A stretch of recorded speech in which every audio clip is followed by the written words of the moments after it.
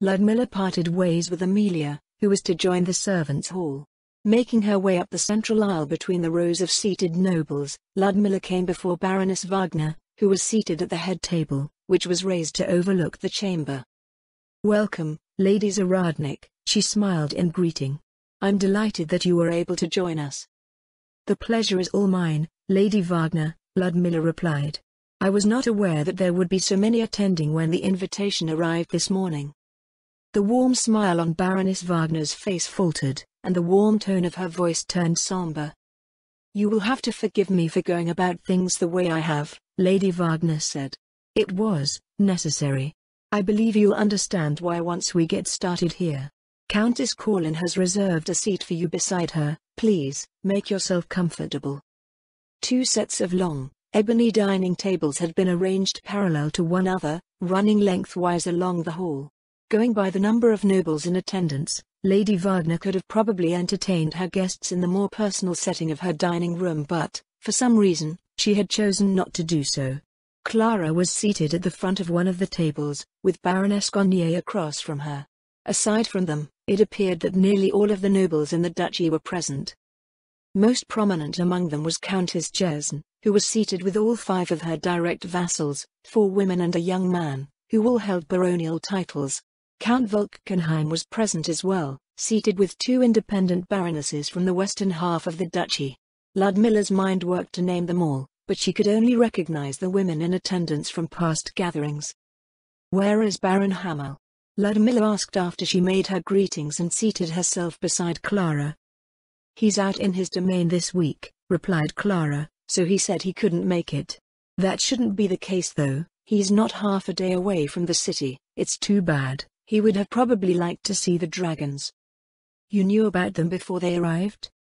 Ludmilla wondered if all her time away from her administrative duties was preventing her from receiving important information in a timely manner.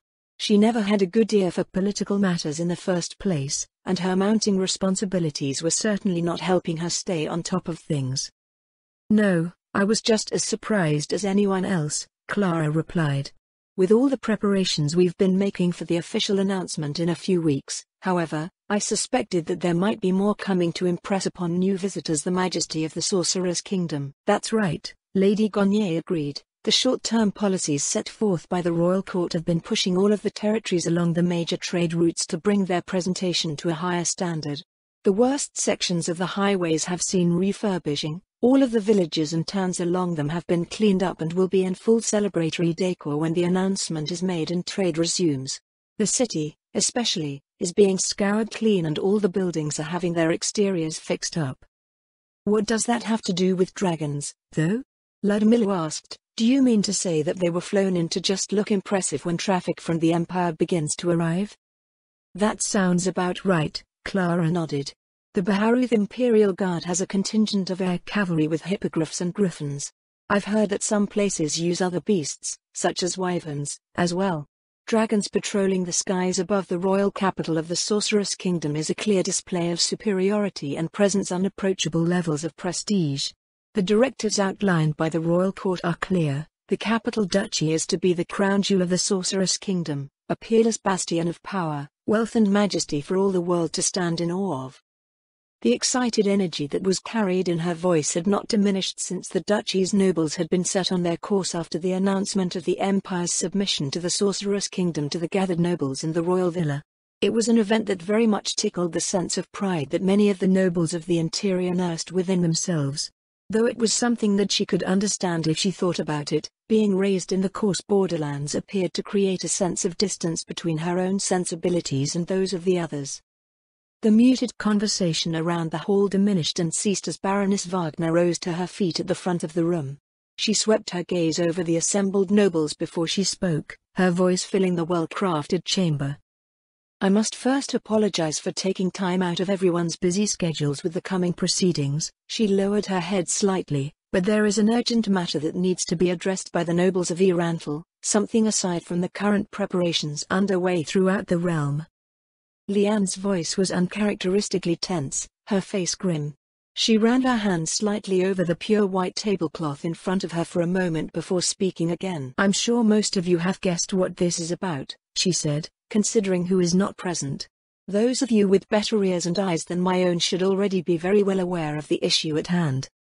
Ludmilla turned her head to look from Clara to Lady Gonye, then to the rest of the assembled nobles.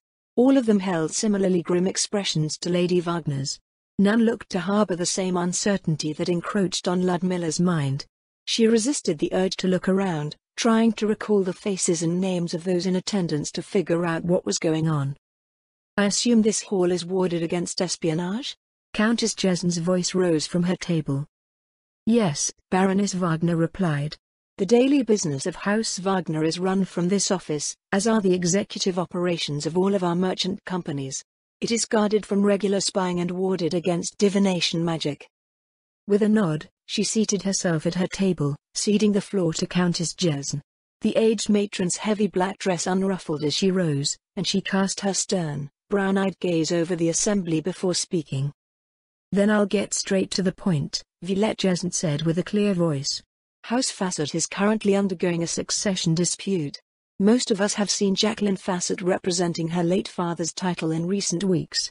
As a result, most of us also assumed that Count Fassett's son, Campbell, did not survive Katza. However, it turned out that he was never at the battle in the first place.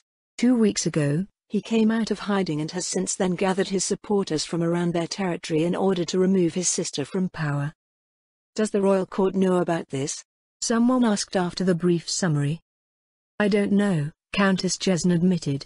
The royal court has shown no indication that they are aware of the problem, but it could be that they simply do not care for such matters until it adversely affects the administration of the realm.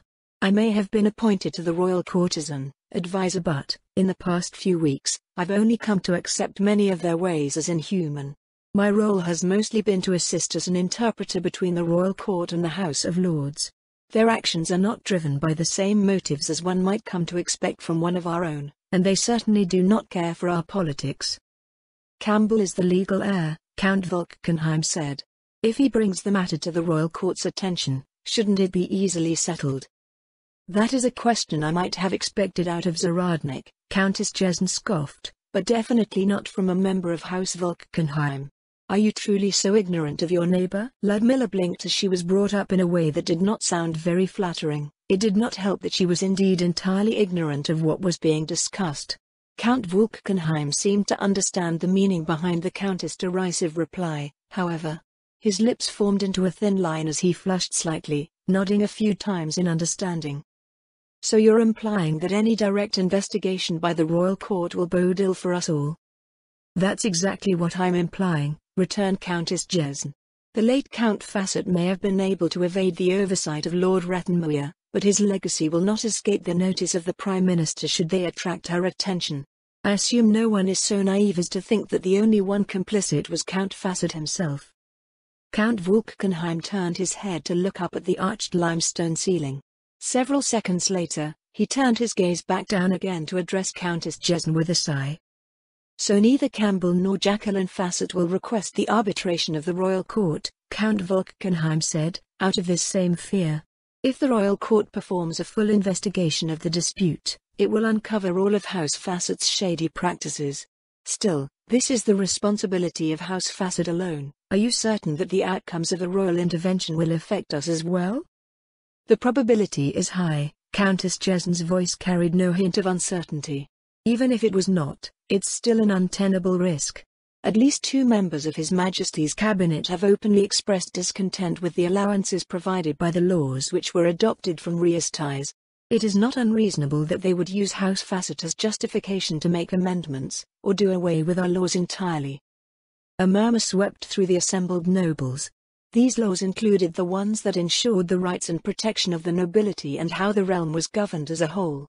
In the past, thoughtlessly removing those laws would incite a mass rebellion from the nobility, so the idea was unthinkable in Reichstag. Even the ascendant Baharuth Emperor needed to preemptively perform a bloody, systematic coup in order to curb the uprising that would have surely occurred in reaction to the changes in his government. The Sorceress Kingdom had no such issues, however. The law was naught but a paper shield should those in power decide against it, easily pierced, shredded and burned to ashes on a whim. Or was it? Ludmilla recalled her conversations with Lady Sholtier since she had become her vassal. At the least, Her liege did not seem to be someone that would callously disregard the stated wishes of His Majesty.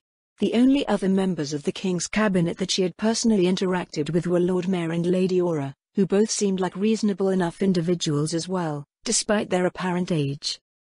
Countess Jesn, on the other hand, had been appointed the human advisor to the royal court, so she presumably knew all of its members. Perhaps there was something that she understood from her first-hand experience with the other members of the court that caused her to believe in the likelihood of such an extreme outcome. "How do you propose we do anything at all?" Clara's voice rose over the din. "Unless they are our own vassals, we nobles have no right to interfere in the business of other fiefs." And therein lay the problem. A noble was an autonomous ruler of their own domain, bound by the oath of fealty that they swore to their own liege. As long as a noble did not break those laws which applied to them or run afoul of the terms of their contract, the law protected them from arbitrary measures taken by even the sovereign, never mind unassociated nobles. One could not simply decide that they didn't like their neighbor one day and go to war with them to fix the problem. "Has Jacqueline Facet's oath of fealty been ratified by the royal court?" Ludmilla asked. "No," Countess Jesn answered. "She has not come forward with one yet, as far as I know. With the uncertainty surrounding our place in the future of this nation, many nobles have not done so. But all that means is that the royal court can throw the book at House Facet once they find out what they've been up to. It does not give the House of Lords the right to enforce our collective will upon them. The purpose of the legislative branch is to propose bills to the royal court, not deliver justice to one of our own. This is the role of His Majesty's judiciary, which reports directly to the royal court." "If the judiciary deals with House Facet," Clara said, "will that resolve the issue in a way that will satisfy the royal court? Who is the judiciary, anyways?" "Each individual lord still administers justice in their own lands, so only the high courts can prosecute House Facet." "In that case, who heads the judiciary?" "Lady Albedo does, at the moment." "I think I just heard something ridiculous." Clara Hamethyst's eyes glinted. "Are you saying that the executive, legislative and judicial branches of our government are all headed by the same individual?" "Well, the sovereign technically has that authority and Rias ties as well, within the bounds of the law. As Lady Albedo, the guardian overseer, is the right hand of the Sorcerer King, she wields that authority by extension." Clara leaned forward over their table after hearing Countess Jesn's reply, lightly rubbing her temples. Several of the other nobles showed faces that ranged between shock and dismay. Having a single person hold such power was a problem waiting to happen, it was merely a matter of when. All one needed to do was get on Lady Albedo's bad side and there would be nothing one could do about anything that befell them unless an appeal managed to reach the Sorcerer King. Given how consistently scarce His Majesty appeared to be, the chances of this happening seemed next to non-existent. "Then our hands are tied, aren't they?" Count Volkenheim rose to speak again. "We have no recourse, there is nothing that we can legally do to fix this." "We would not all be here if there was a simple answer," Countess Jesn snapped. "A single noble can do nothing about this, but perhaps a solution can be found between all of us." "Diplomatic pressure, then?" Countess Corlin ventured. "If a friendly word of caution doesn't work, we can boycott them as a group through private sanctions." "Boycott them to do what, precisely?" Countess Jesn rolled her eyes. "We have 2 weeks before the territories are reviewed by the royal court to ensure that everyone has been made ready. Generations of their corrupt practices will not simply evaporate in such a short amount of time. The moment a single report of their activity reaches the Prime Minister's desk, she will descend on House Facet without a shred of mercy, and we'll be next." "We should at least make the effort," Countess Corlin insisted. "There are lines that we should not cross but, at the least, we should demonstrate that we attempted to do something about one of our own through the limited means available to us." There was a long silence as the assembled nobles thought on what to do. With no other solutions presented, Baroness Wagner spoke once more. "Then, are there any objections to our taking this action?" Her icy blue gaze swept over the hall. Heads turned to look at one another with uncertain looks but, with a lack of alternatives, no one voiced their dissent. "Very well," she nodded, "lunch will be served shortly. Let us discuss how we can best turn House Facet from its course." The entrance to the hall opened, out of which a procession of House Wagner's sharply dressed household servants entered the room carrying trays of refreshments and the first course of lunch. As they worked their way down from the head of the hall, The sound of voices grew into a dull murmur which blanketed the air. "Why did I have to open my mouth?" Clara said despondently as she pushed her crisp salad around its plate with her fork. "I just said the first thing that came to my mind and now we're doing it. If it doesn't work, it will be my fault." "Well, it's not wrong," Lady Gonye said before taking a sip out of her wine glass. "It's basically the only thing we can do, right? Nothing else comes to my mind, at least." "It's not enough," Clara said. "I don't think it's enough, anyways. House Facet still has full authority over their own domain. All we'll be doing is shaking our fist at them ineffectually." The three women looked up as a shadow crossed the polished black surface of the table. Baroness Wagner appeared and sat across from Ludmilla with her food brought along by a maid. "Ah, I screwed up," Lady Wagner fretted, even as she settled herself. "Why did I arrange the seats this way? The counts should have been up at the head table with their host. Now I just look like some ignorant child with a big head sitting up there on my own looking down on everyone." The three other noble women at the table stared at her blankly. Lady Wagner's eyes went to each with growing uncertainty. Oh gods, strands of her pale, blonde hair nearly fell into her food as she hung her head. "I was right, wasn't I?" "I think you have the right of it." Lady Gonye started slowly, "but it hardly matters right now with the establishment poised to crash down on our heads." "Eh?" Lady Wagner's eyes focused as she looked up. "That's right, isn't it? I'm sorry for being so selfish. Did I interrupt something?" "Clara was just talking about how she screwed you." Ludmilla snatched her hand away from the table and turned a hurt look at Clara, who was brandishing her silver salad fork. "That hurts, you know." "Oh, don't give me that," Clara sniffed. "I know adventurers are tougher than regular people. Ballista bolts would probably bounce off of you by now." Ludmilla glowered down at the 4 indentations in her skin. "What happened to those table manners that you used to always fuss over?" she asked. "We're probably all doomed anyways," Clara replied glumly. "Perhaps I should become an adventurer as well." "It can't be as bad as everyone says," Ludmilla said. "This is all an exaggeration, right? What could House Facet have possibly done that would turn the rest of us into collateral damage?" "Slavery, trafficking contraband?" Lady Gonye said. "Extortion and racketeering," Lady Wagner nodded.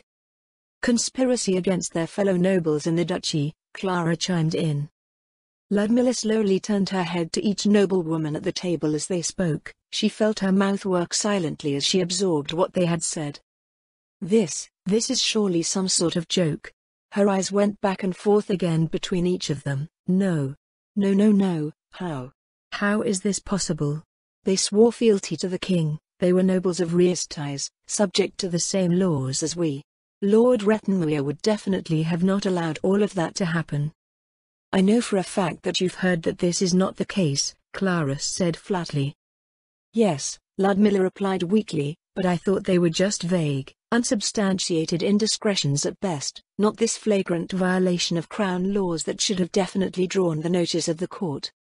"The royal provost was certainly a capable administrator," Clara replied, "but he ruled from the comfort of the city. House Facet would never let any damning evidence cross the duchy to reach him." "Then how did it become such widespread knowledge?" Ludmilla frowned. "Everyone else seems to know exactly what is going on." "Because we can see the signs," Clara replied. "Signs of generations of mismanagement and the scars of short-sighted greed. More than that, some of us can feel it. It is hard to describe, but when certain nobles are exposed to such activity, something happens. I can't really explain why, but it is an unmistakable sensation, a visceral disgust that taints your senses." On the other side of the table, the two younger noblewomen nodded their heads at her friend's words.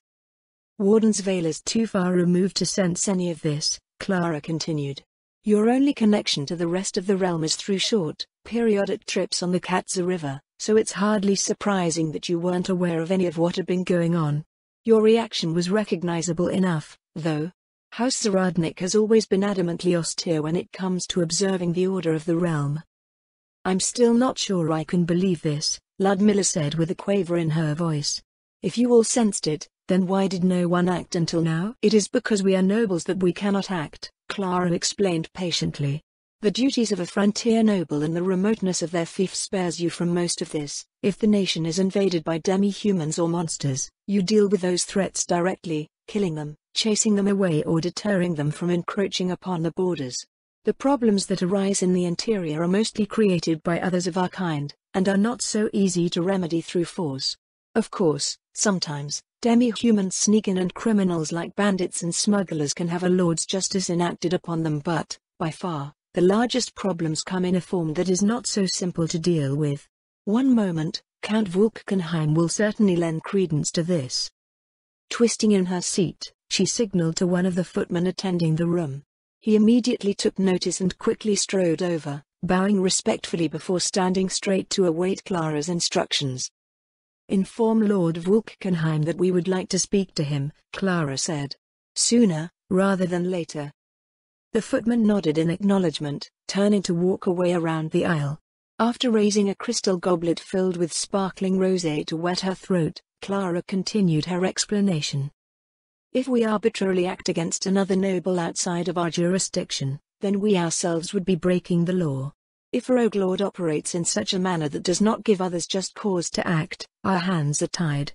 Even this action, this sanction, is nothing more than a double-edged measure in normal circumstances. It can as much of them delve deeper into their illegal activities to offset their losses as it can encourage them to amend their ways. Given that both sides of House Fassett are invested in their struggle, it is highly likely that it will force both Jacqueline and Campbell to entrench themselves even further." "I do not believe this is the only option," a familiar voice said from over Ludmilla's shoulder. Torkel Vulcanheim had come over from his table. "I apologize for the intrusion, but I could not help but jump in when I noticed your topic." The young count looked around for a suitable place to sit, finally settling on having a chair brought over to the head of the table so he could equally address all four noble women. "In other circumstances," he said, "I would say that it is a pleasure to be in the presence of such lovely and capable young women, but this troubling business casts a pall over our meeting." They nodded politely at his greeting, and Clara picked up the conversation as he took his seat.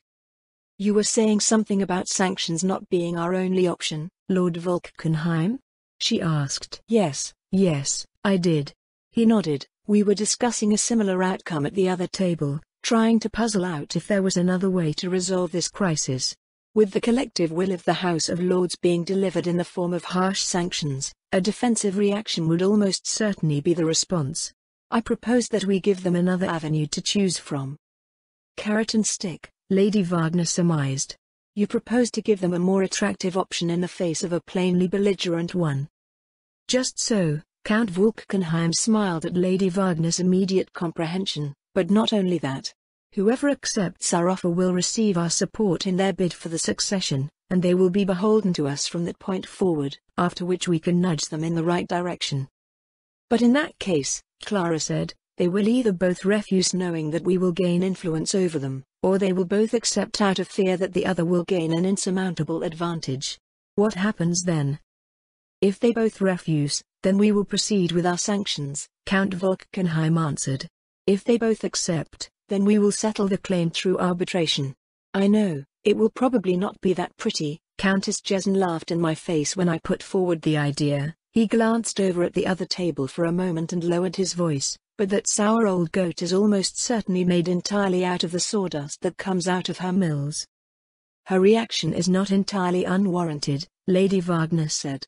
"It may simply be replacing one problem with another, and if the royal court investigates the matter and notices that we are all holding hands with them." Count Vulcanheim's confident poise deflated somewhat as she poked a fearsome hole in his idea. "Even if your best-case scenario came to pass," Ludmilla added, "even if the succession was resolved and they corrected their conduct, House Fassett would still need to be called to account for whatever they did." "Lord Vulcanheim," Clara said, "if you do not mind, could you share with Lady Zaradnik what occurred in your grandfather's time between your houses?" "Of course," he replied. "I have nothing but respect for the frontier nobles, though I suppose you are the only one that is left around here. Our domain has had a taste of what the wilderness offers since their decline, to the point where my family has required their signs to prove their worth through combat with demi-humans and monsters. I can only imagine that you are ever focused outwards at the border." "That may not be the case for long," Ludmilla answered. The Sorcerer King's armies make my station effectively obsolete. I still command the frontier, but most of the work now is done by undead soldiers rather than human patrols. With this development, it might be for the best if I was acquainted with the politics of the interior. I am not sure how much Lady Corlin has shared with you, Count Volkenheim said, but I will start at the beginning. Well, the beginning of what matters here. It is not an exciting tale by any measure, really. Count Volkenheim swirled his drink for a minute as he collected his thoughts, the crystal glass glinting in the light of the magical lamps above. After downing half of what remained, he leaned in to tell his tale. It is not difficult to notice that Volkenheim County is rather small compared to other, similar territories. It is barely the size of 2 baronies, neither is it very well developed, if I were to be perfectly honest. The village where our manor is only has a single inn for merchants and a handful of stores, and the people do not live the lives that their hard work should have earned them. Though the decline of the frontier nobles had some small part in this, it is more due to what happened in my grandfather's time. Our family's domain originally had 4 baronies, 2 which ran along the Western Highway and the 2 we hold today. House Facet was not satisfied with the small stretch of the road that they controlled and they sought to wrest our part away from us. They engineered an incident.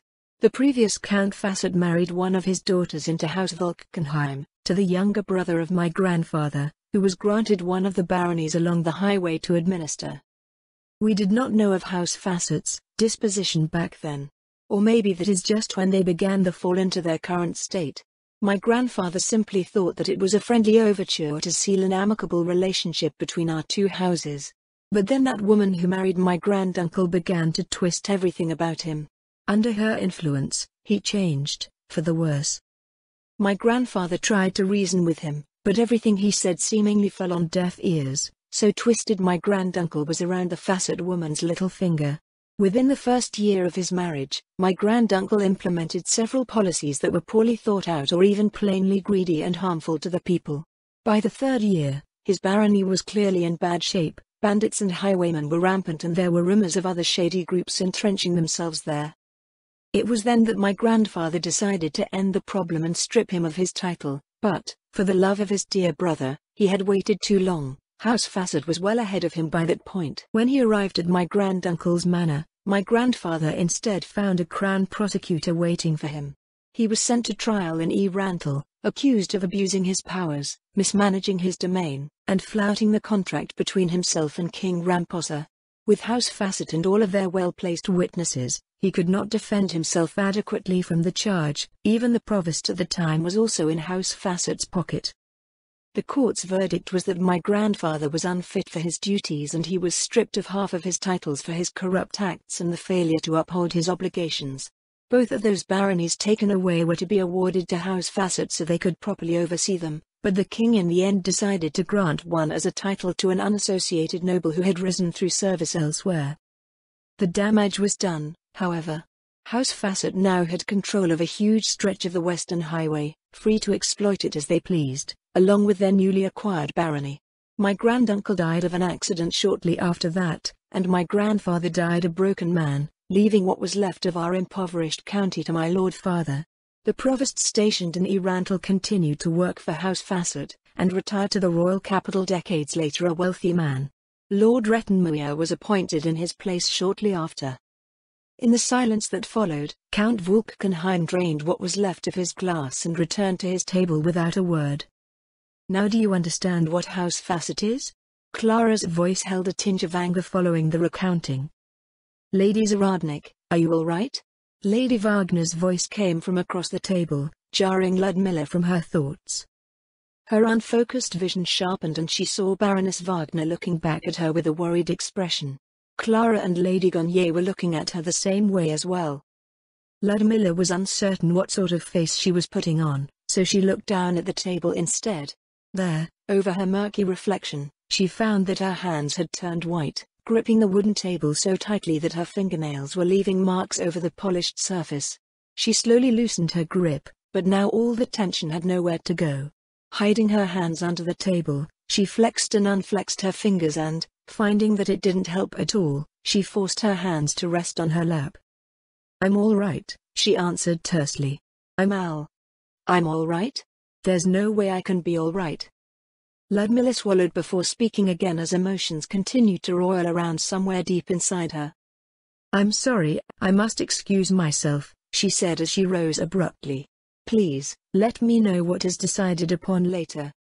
She stepped away from the table and brushed past the startled footman who had stepped forward to attend to her, rapidly making her way towards the exit. Unfortunately for Ludmilla, leaving the Wagner manor did not have the effect of leaving the agitating feelings behind.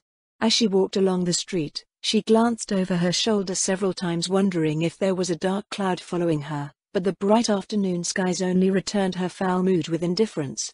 The undead sentinels and even the servants she strode past did not seem to react to her either, simply continuing on their way to fulfill whatever errands they had been tasked with. Her steps echoed harshly against the buildings and nearby wall as she meandered through the district, wrestling with the emotions swirling within.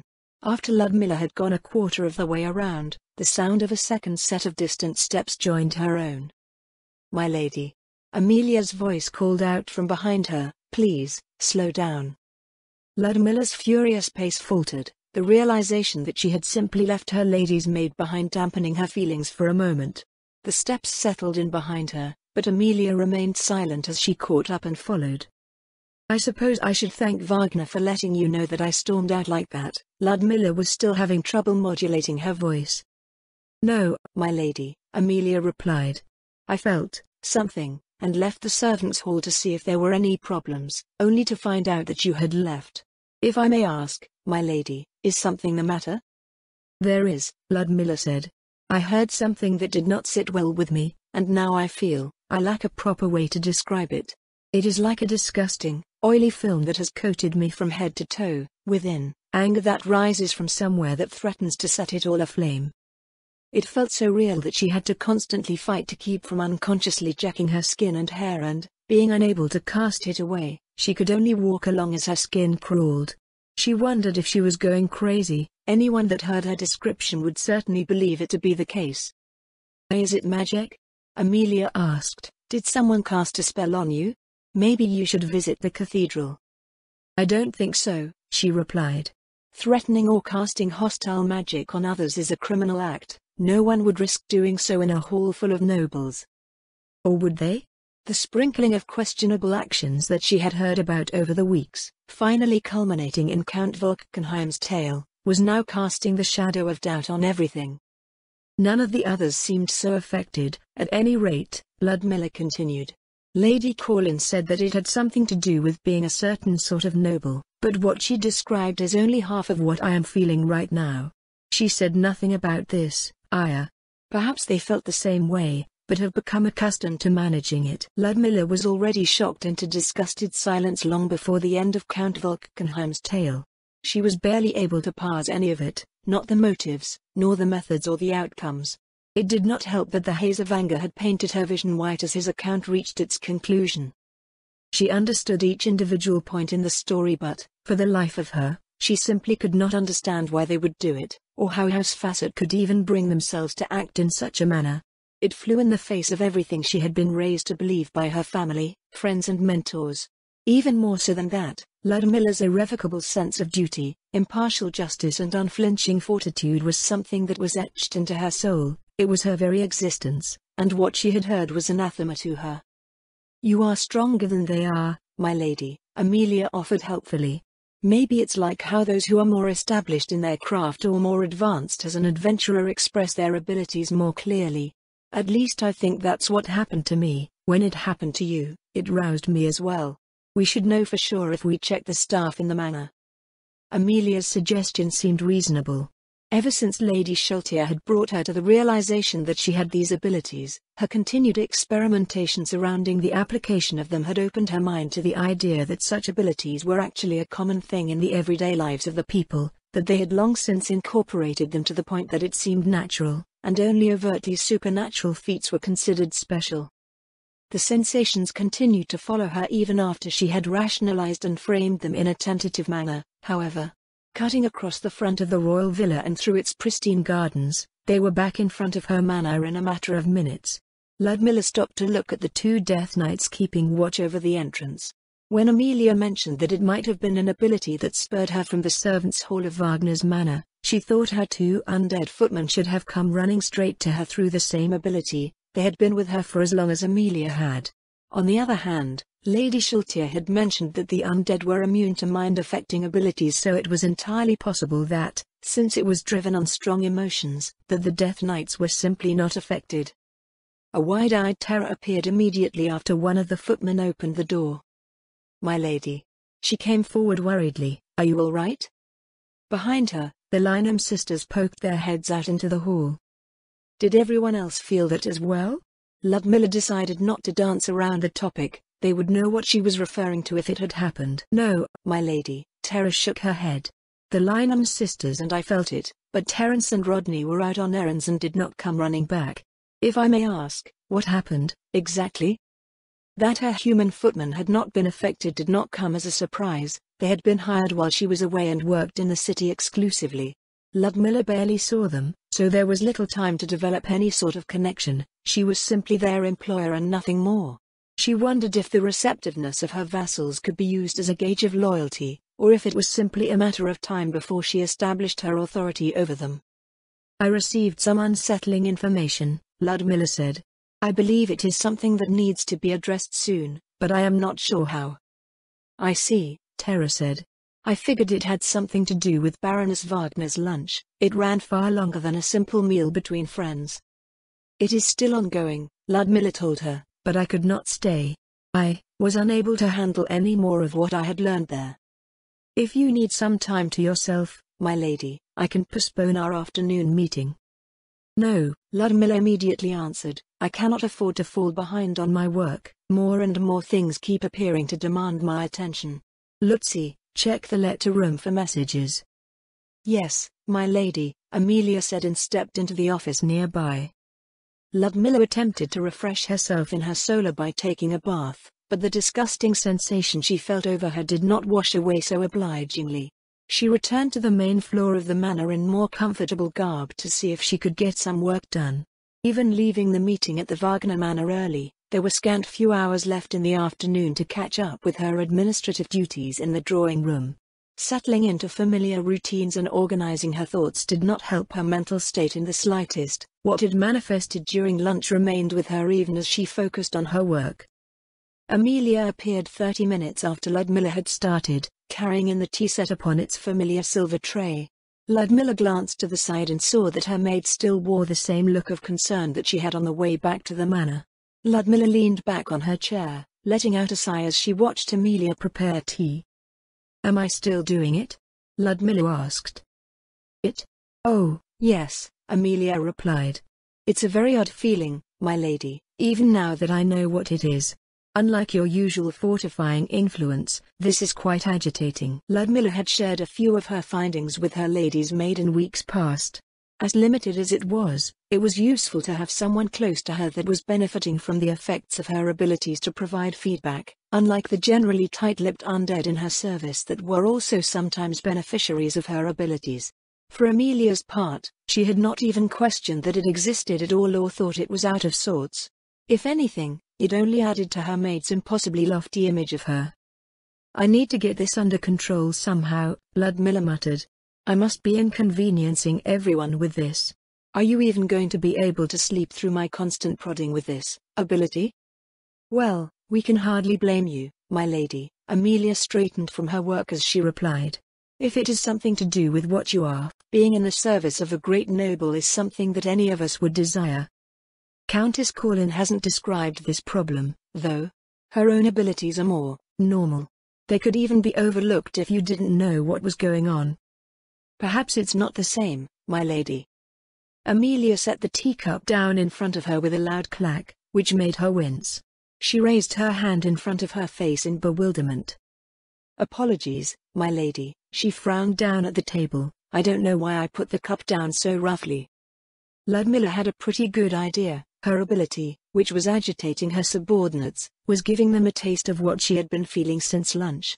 She suspected that the other maids were expending this aggression on their chores as well. "What was that you were saying about not being the same?"